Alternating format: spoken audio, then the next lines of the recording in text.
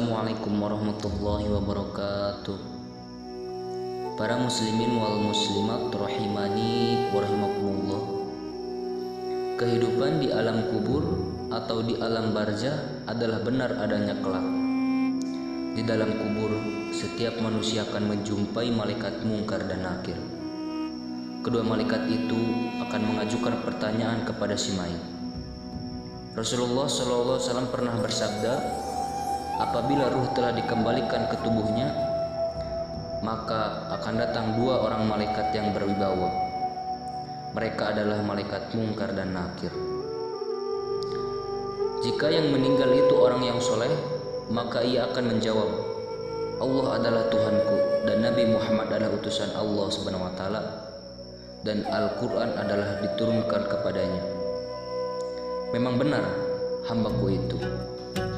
Maka hendaklah kamu semua hamparan dari surga, dan pakailah pakaian-pakaian dari surga untuknya, serta dibukakanlah pintu-pintu surga untuknya.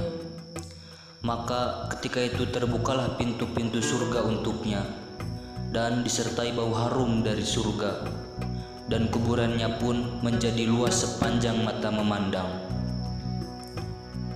Setelah itu datanglah sesosok yang rupawan dengan pakaian indah dan berbau wangi. Lalu ia berkata, bergembiralah kamu dengan apa yang menyenangkan kamu. Mayit itu lalu bertanya, siapakah kamu? Allah Subhanahu wa Ta'ala mengasihi kamu. Aku tidak pernah melihat seindah kamu di dunia. Lalu laki-laki itu menjawab, aku adalah amal solehmu di dunia. Ketika itu ada golongan orang yang bersedih. Rasulullah SAW pernah bersabda, kalau orang tersebut termasuk dalam golongan yang akan mendapat azab, apabila telah sampai ajalnya, maka malaikat akan turun dari langit dengan membawa pakaian azab. Lalu datanglah malaikat maut dan duduk di dekat kepalanya dan berkata, keluarlah kamu, wahai nafsu yang jahat, dan keluarlah kamu dengan kemurkaan Allah Subhanahu wa Ta'ala. Rasulullah SAW pernah bersabda, apabila berpisah ruh dari badannya, maka segala sesuatu yang di langit atau di bumi yaitu mengikutinya.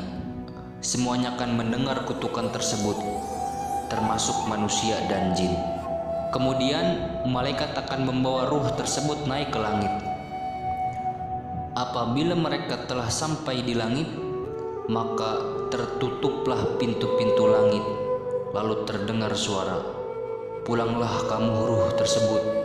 Lalu malaikat pun mengembalikan ke kuburannya. Setelah itu datanglah mungkar dan nakir dengan suara seram. Matanya seperti kilat yang menyambar. Dan ada juga amal yang berbau busuk.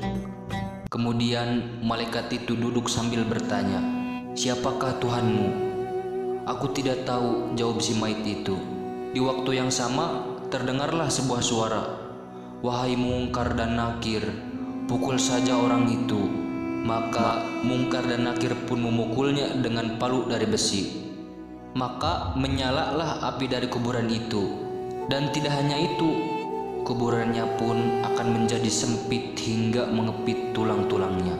Setelah itu datanglah sosok yang menghampiri si mayit dengan rupa paling buruk dan hina serta baunya sangat busuk. Laki-laki itu lantas berkata, Allah Subhanahu wa Ta'ala telah membalas kejahatanmu. Maka demi Allah, tidaklah kamu melakukan suatu kebajikan, tapi kamu senantiasa lalai untuk taat dan senantiasa melakukan kemaksiatan kepada Allah Subhanahu wa Ta'ala. Lalu si mayit pun bertanya, siapakah kamu? Laki-laki itu datang berkata lagi, akulah amal perbuatanmu yang jahat. Lalu dibukakanlah pintu neraka, dan si mayit pun melihat tempat tinggalnya. Lalu dibukakanlah pintu neraka, dan si mayit melihat tempat tinggalnya dari neraka hingga datangnya hari kiamat. Ada beberapa ulama yang mengatakan bahwa ruh itu diwujudkan di dalam jasadnya, sebagaimana sedia kala sewaktu di dunia. Lalu duduklah mayat itu dan ditanya.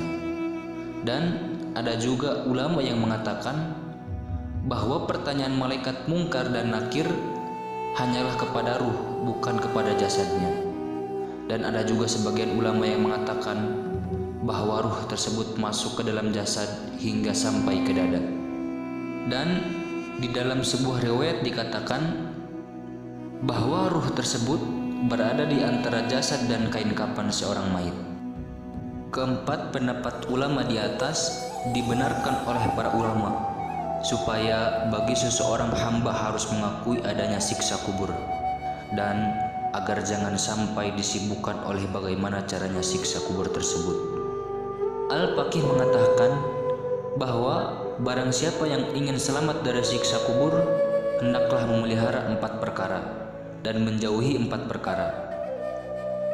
Yang pertama, jikalau kita ingin selamat dari siksa kubur, yaitu yang pertama, kita harus memelihara sholat fardu. Dan yang kedua, kita harus sedekah. Yang ketiga, membaca ayat-ayat suci Al-Quran. Dan yang keempat, membaca tasbih.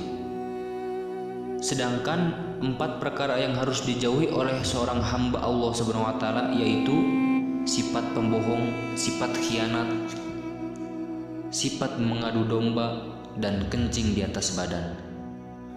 Nabi Muhammad SAW telah bersabda, artinya bersucilah kalian dari kencing, karena sesungguhnya kebanyakan siksa kubur itu disebabkan olehnya.